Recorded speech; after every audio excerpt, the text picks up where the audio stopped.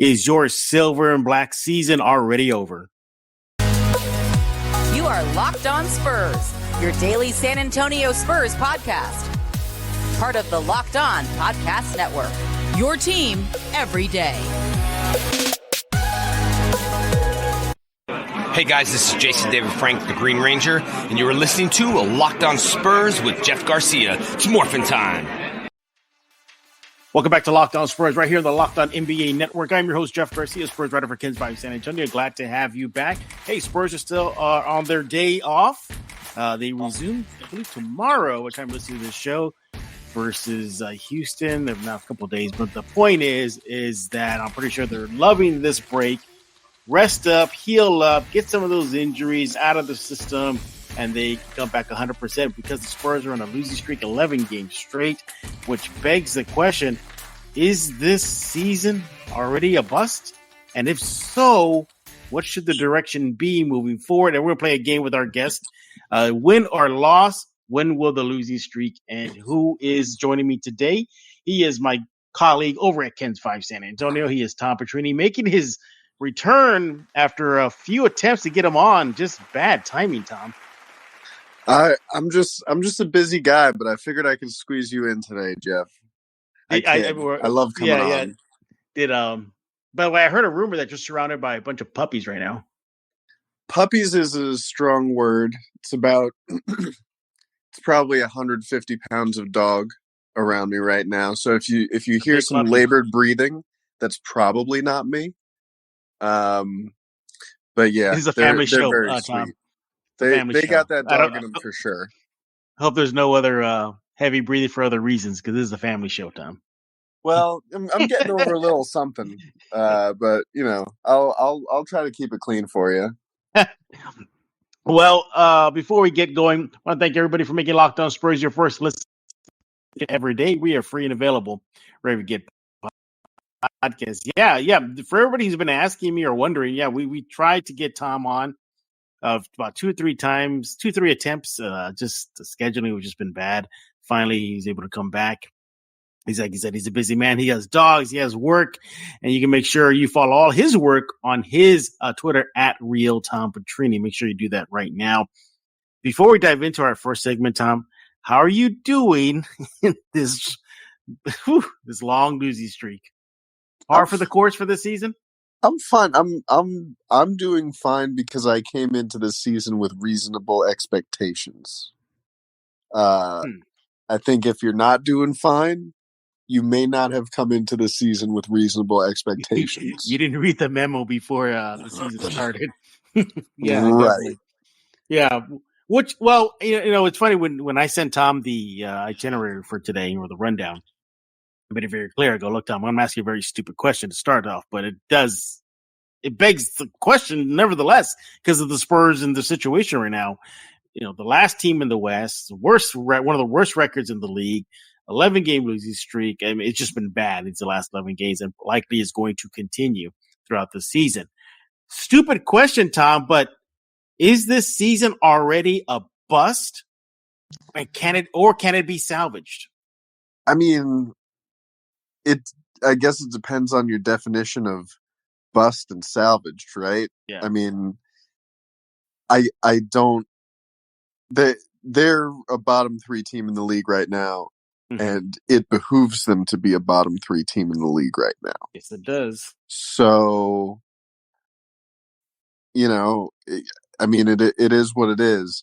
They started this season with a really surprising 5-2, and they've gone 1-16 since.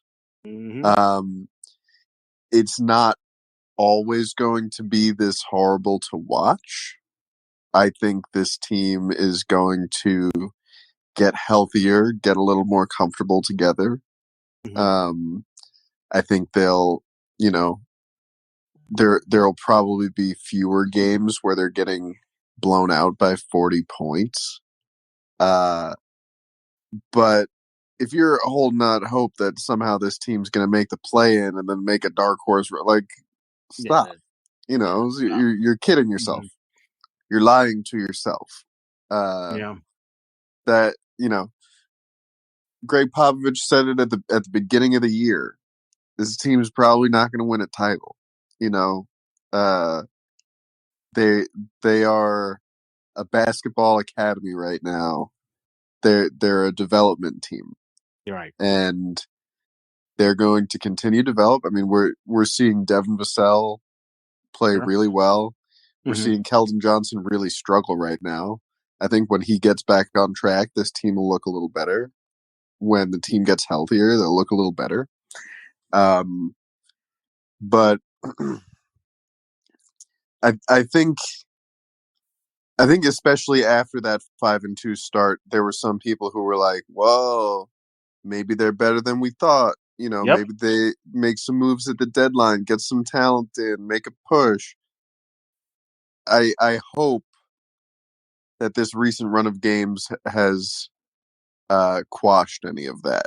Yeah, you know, I'm right there was some false hope at the beginning where for some people, I'm sure now there are some people who are annoyed that this is the team's fate for the next 70% of the season or so, but they've at least accepted what is going on. There's no illusions that this is somehow going to be a play-in team.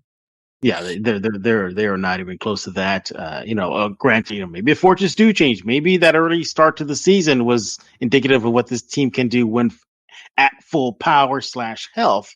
You lose Josh Richardson. I can't remember the last time he even played. Jakob Poeltl's been out. Sohan recently got injured. Yeah, Romeo Langford get hurt in game in the last game the Spurs were playing. The list goes on and on and on. McDermott. And when you've got a team like this in the spot that they're in, I wrote about this a couple weeks ago, but like their margin for error in wins has been so small. Yeah, it's small.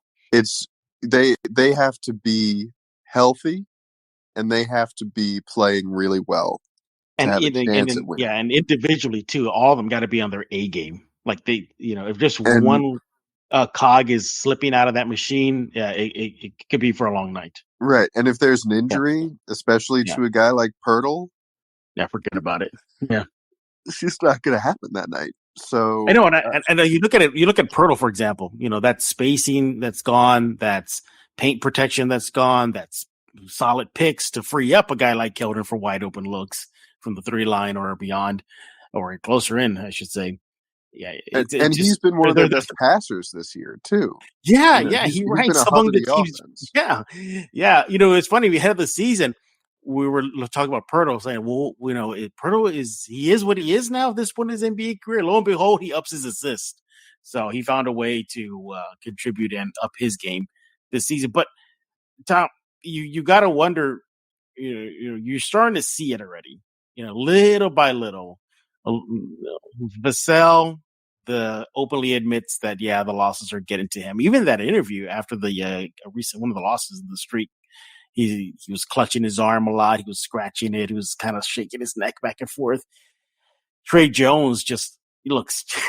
You see his post game chats during a loss. He just sounds so deflated. But credit to them. Yeah, credit to them. They're keeping a smile on their face. They're keeping their chin up. But you got to my fear is that they may get mentally checked out already. Like wow, we're trying our best, but we're just getting rocked. And that's the thing about this losing streak, Tom. They're getting rocked. Remember that competitive edge they had to start the season? I haven't seen that in a while. Maybe against the Lakers a little bit versus the Suns, but it's all but gone. It's tough when there is such a disparity in the skill level and the experience level, right? I mean, that Suns game, they were in the first quarter, it was a 5-point game, and then by halftime it was 30 points, and I don't know that it was necessarily letting go of the rope. I think it's just like that's the difference between those teams right now. One's the top of the West and one is the bottom. And so But quick story, quick little aside that's relevant here. Well, how about this? Why don't you hold that story over for a bit? Hold that story. We're gonna get it. We're gonna get into that story and more in the second segment. We're gonna still play the game, win or loss with Tom. When will the losing streak end? We'll look at the next games.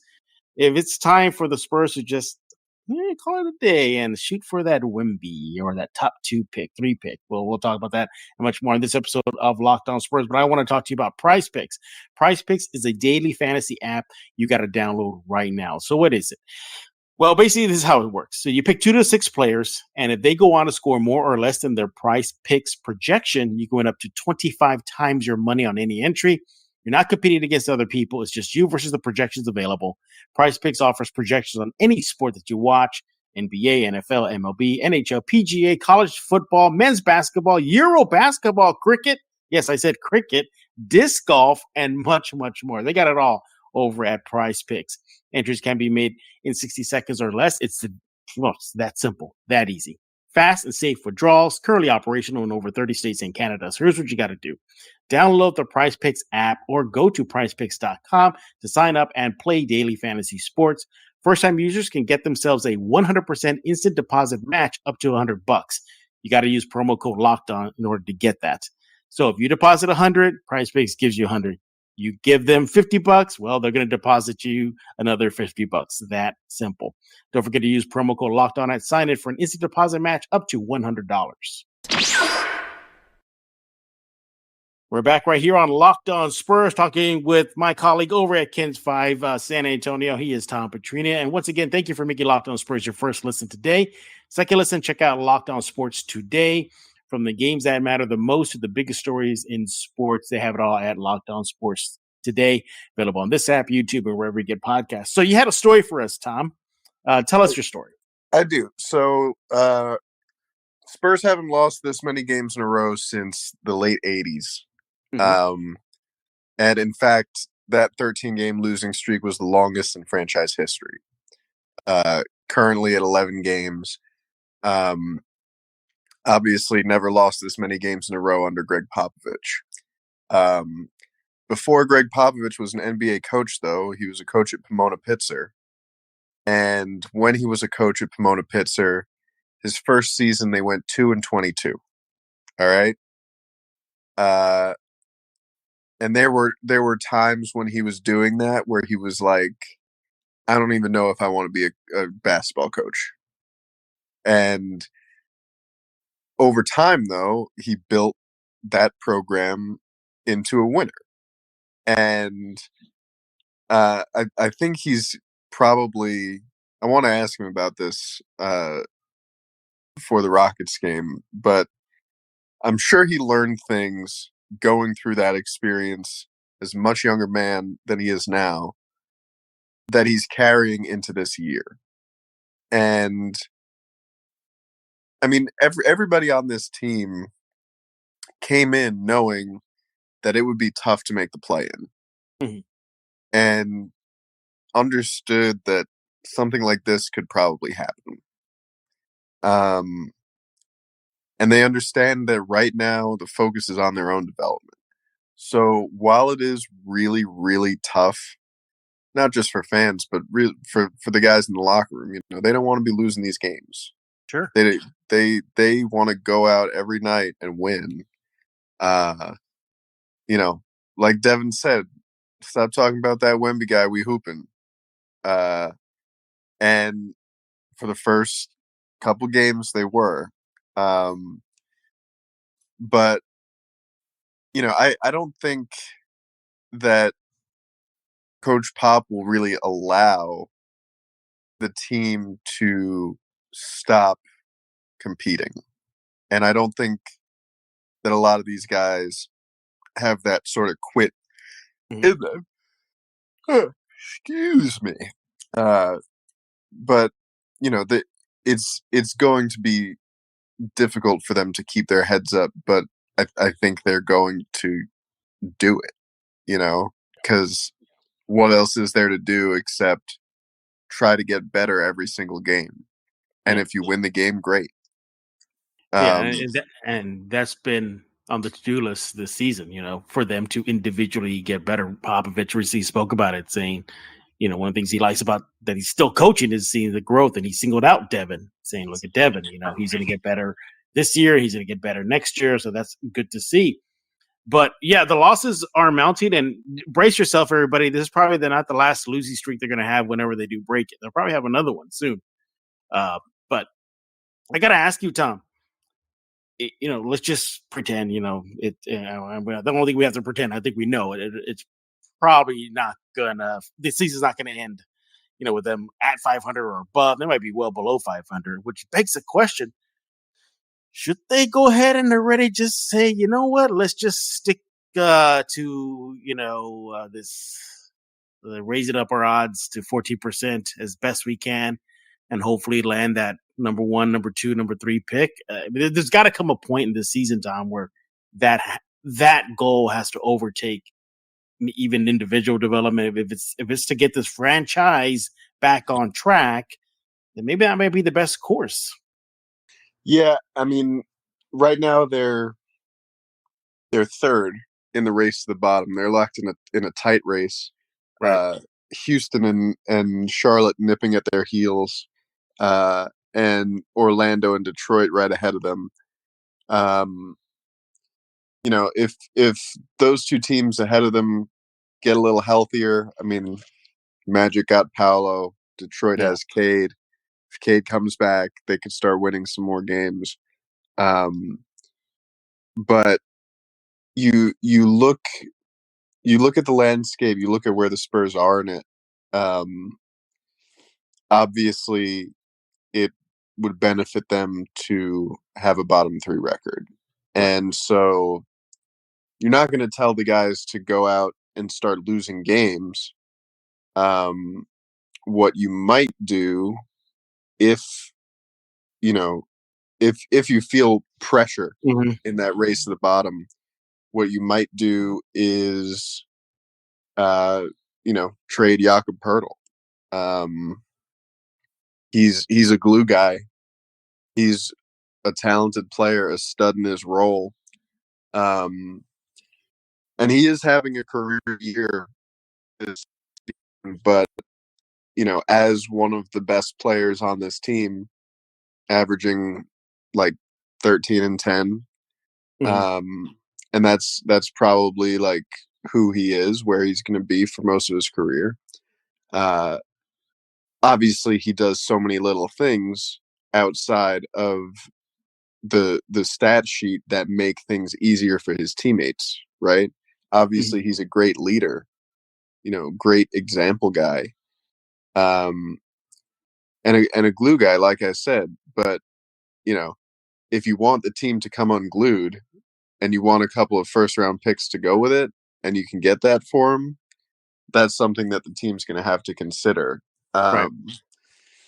And I mean, basically this tank is not like, it's obviously not Pop coming into the locker room and say, all right, we got to lose these games so we can get a good draft. It's structural. They parted ways with their only all-star in the off season, and that kind of let you know what the score was, right? So or you have Brian Wright just speak with Sirius XM NBA radio and flat out tell them, oh yeah, this is the plan. I mean, he literally, I don't know if you caught that at kinsfi.com/Spurs, Tom, but I did get a peek at that. Yeah. And he's just blatantly saying it. You're like, yeah, we kind of know what the agenda is. Yeah, Tom, you mentioned Poeltl and there's other veterans on this squad, from McDermott to Richardson. Interesting enough, the biggest trade base the Spurs have been shelved for a while. It's eerily, I mean, maybe the player level is not the same, but it's very similar to what they did with Thad Young last year. Remember how he was just out for a while, a long time, this injury, and then he gets dealt. You got to wonder if they're making the Spurs, that is, or kind of listening to the phone right now and working the lines, because the trade deadline is not that far away.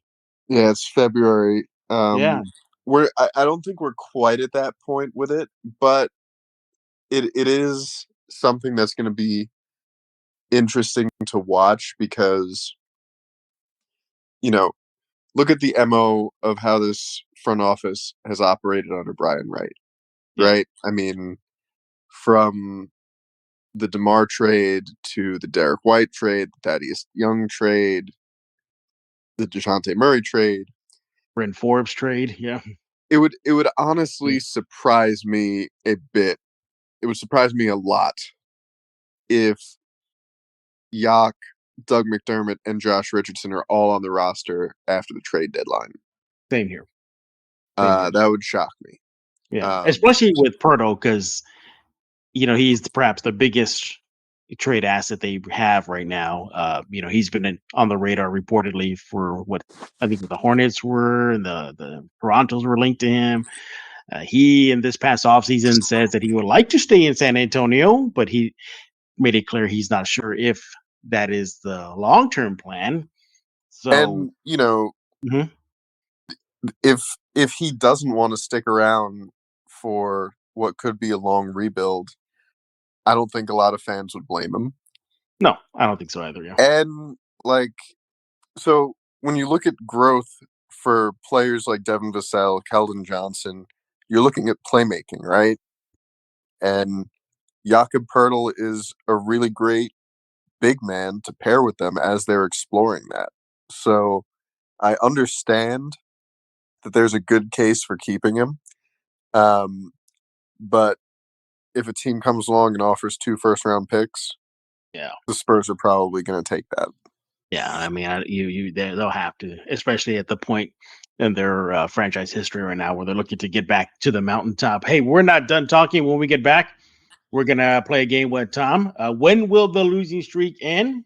We're going to look at the next 5-6 games of the Spurs calendar and ask him.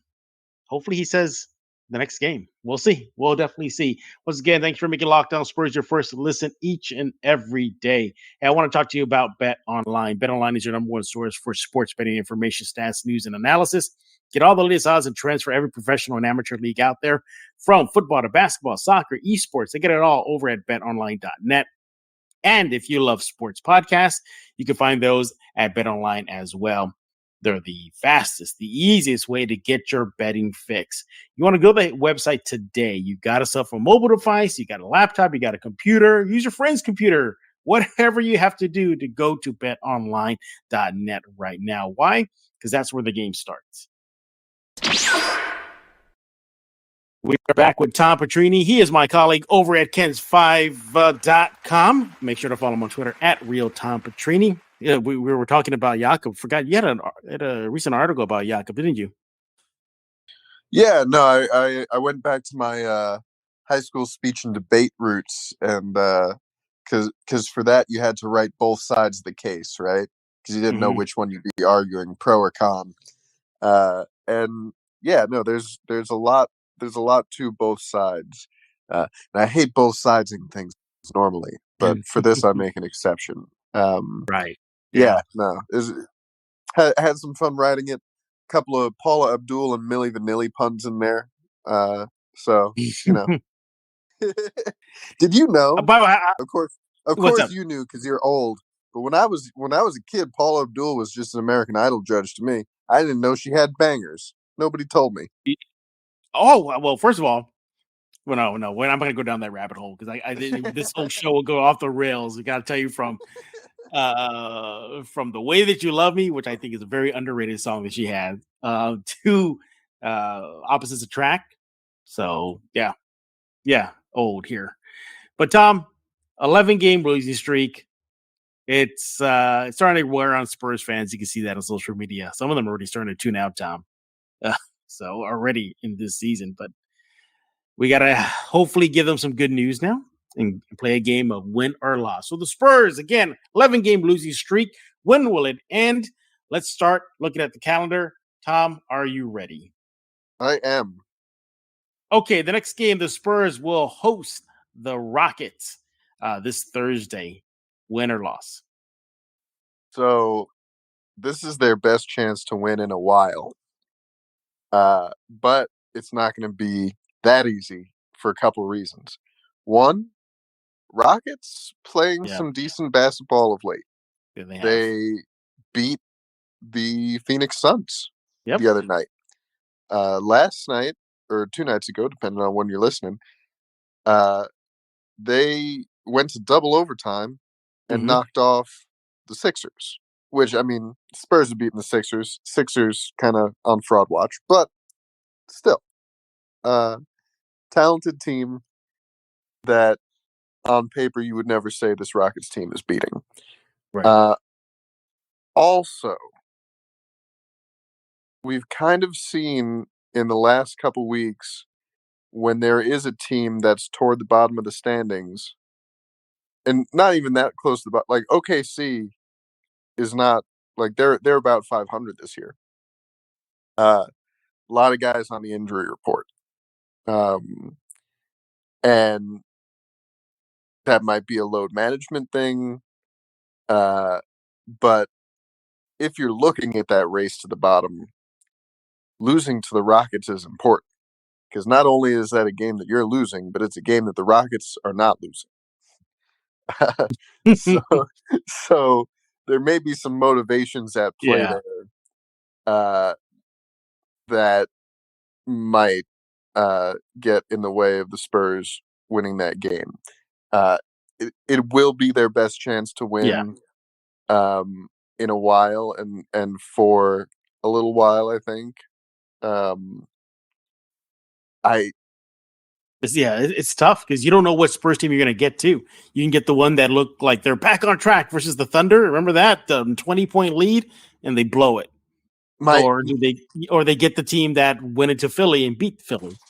But my gut tells me that the players who are on the floor for this one will see it as the opportunity that it is, and they'll get this win. It would not surprise me at all if they didn't. All right. Yeah, I think this. I agree. I think this is the good shot at getting a W. I don't think it will be a blowout. Let's just say if the Rockets do end up beating the Spurs, I don't think it'd be like we saw versus Phoenix or the Pelicans. Right. They get I wouldn't be surprised if the thing goes down to the wire. Final 3 minutes. But yeah, I think the Spurs snap their losing streak in the next game. But if they don't, let's look at the next 3. Spurs at Heat, in Mexico City, so that is the Mexico City game. Win or loss? This one, I think, I think the Spurs actually have a shot in for a couple of reasons. One, the Heat haven't been great this year. And 2, weird things happen when you go on the road like that, when you're playing it in a neutral site. It's guys get out of their routines, and it's just different. It throws some things off, and those are things that will favor the Spurs, I think. The Heat this season just haven't been on it for whatever reason. I'm excited for that game. I think it's going to be fun to watch. I'm excited to see, what happens sort of around the game. And I think the Heat will probably still win it. Right. But I think that there's going to be a sort of a sneaky opportunity for the Spurs to steal one. All right. After that, they will come back to San Antonio and host the Cavaliers Monday, December 12th. Win or loss? Cavs are good, and yes, they are. Their front court is stacked in a way that I don't think the Spurs have the capacity to stop at this juncture. You saw it against the Pelicans.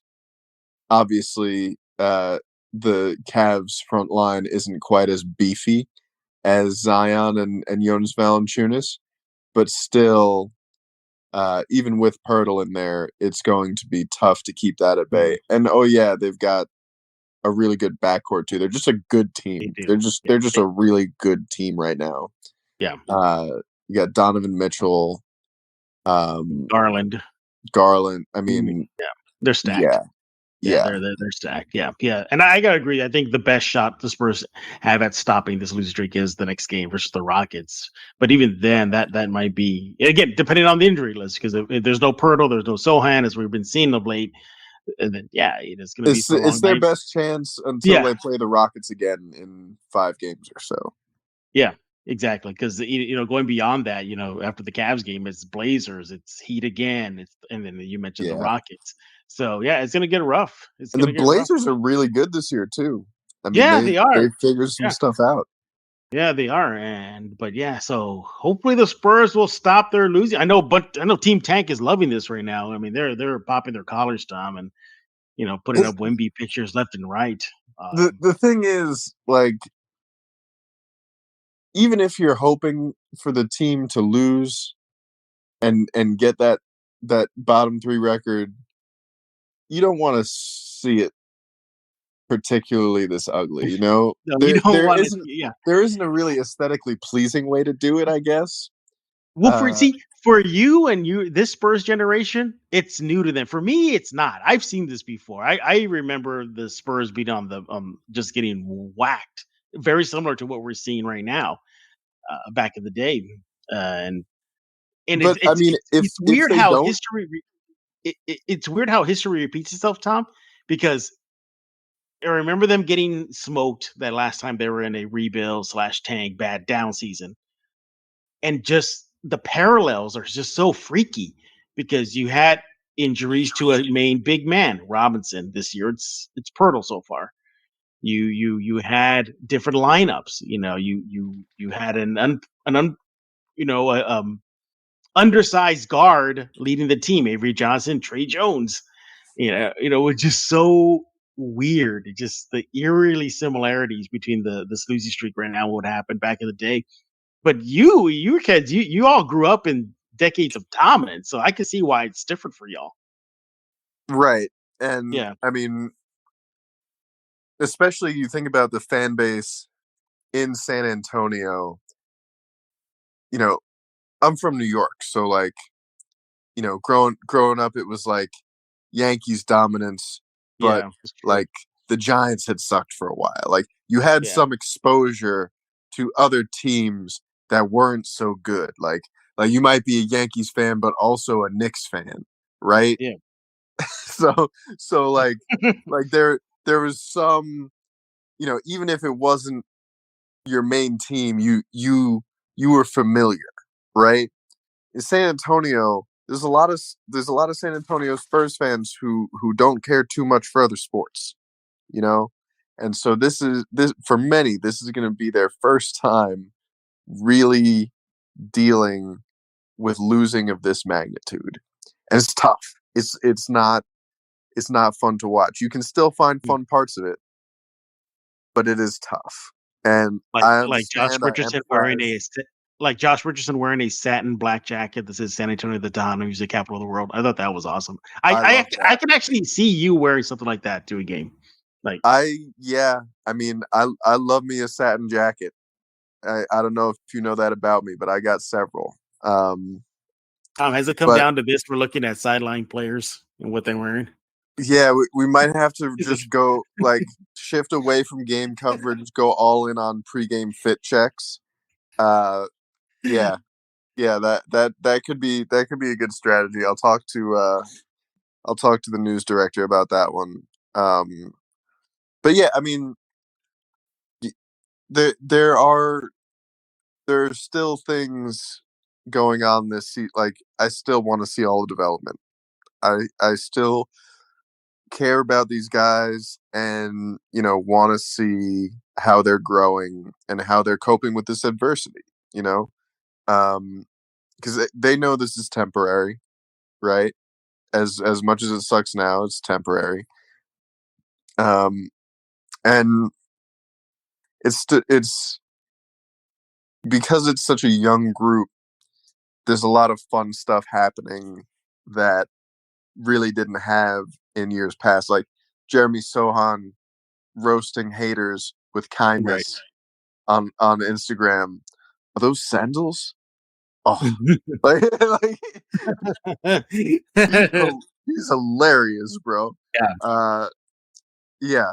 No, you gotta find the little things if you're gonna enjoy this season. I don't blame you if you're tuning out a little bit. I get it. Yeah, all right, I totally it hasn't been pretty, but there's still stuff going on where a bunch of these guys are gonna stick around, and whatever they become, if they become something great, you'll be able to look back and say, yeah, I remember when they lost 11 in a row. Mm-hmm. Yep. And And look it'll at be them all now. worth it when you see Scooter Wemby in the uniform, right? Right, Tom? Did you see the 2 custom jerseys that those guys I had? saw that those kids out there. Yeah, Tank for Wemby. I gotta wonder if that jersey was a Derek White. The 4 jersey was an old Derek White jersey. He just replaced it with Tank on there. That it looks clean though. It didn't look. It looks like, right. Yeah, it doctored up or something. And maybe they had a whole array: Tank for Wemby, Tank for Scoot. But that I saw somebody in the comments say they have more money than sense, and they do. But they also have a good sense of humor. So kudos to that, whoever you are. That made me chuckle.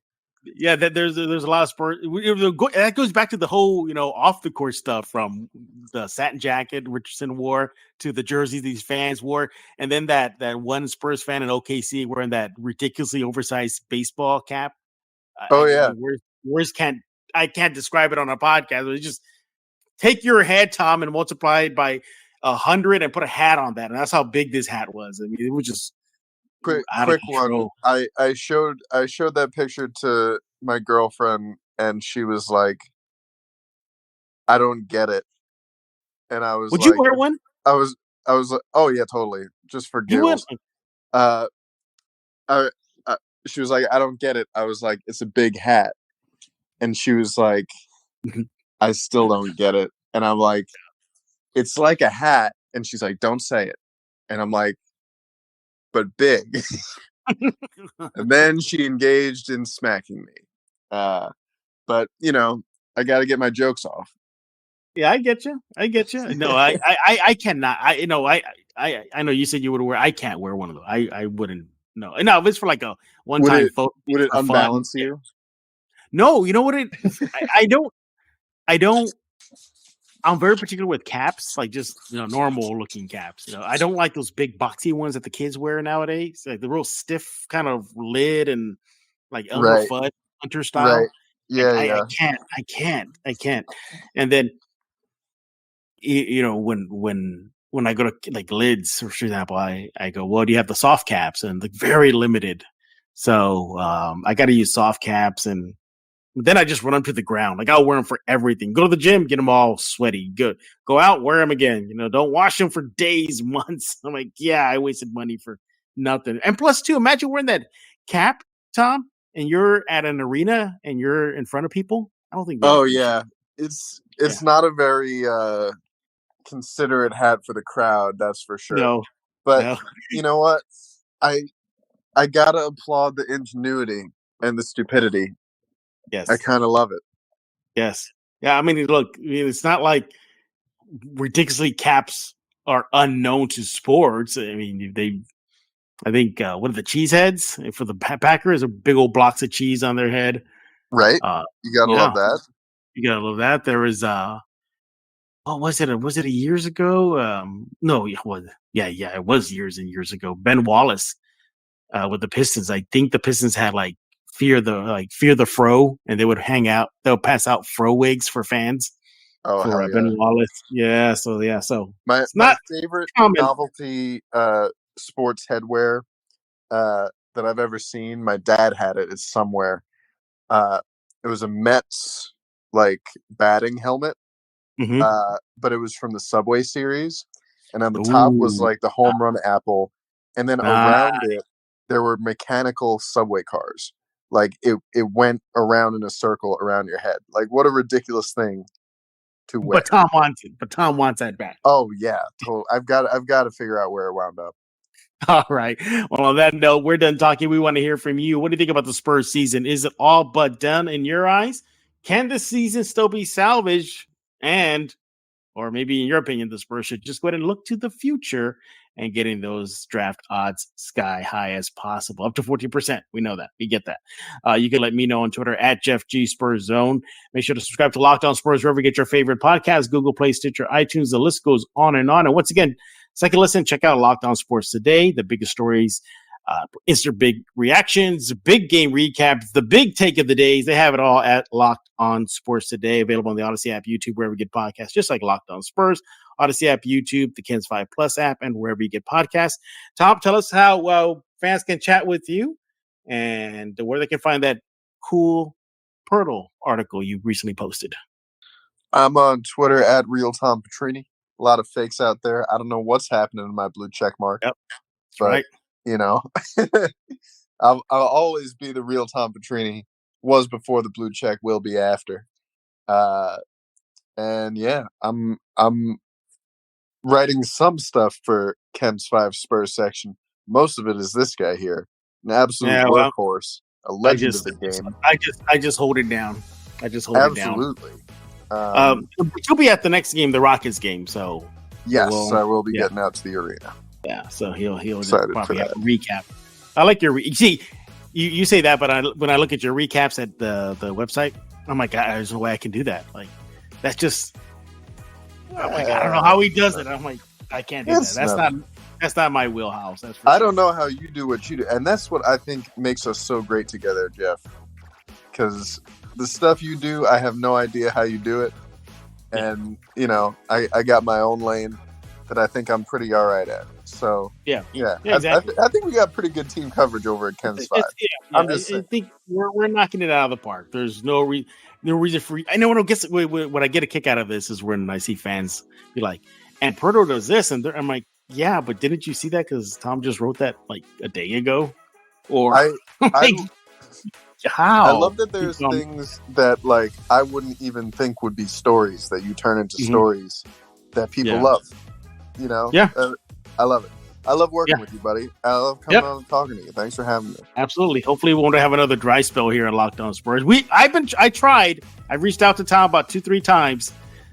He like you said, he's a busy man. He has a girlfriend. He has a pet, a big dog on his lap right now. He has to do work. So indeed, Tom definitely has a lot on his plate. But hey, we're done talking. So once again, let us know what you think. Follow me on Twitter at Jeff G Spurs Zone and Tom at Real Tom Petrini. But for Tom Petrini, I am Jeff Garcia. We're going to put a lock on this episode of Locked On Spurs.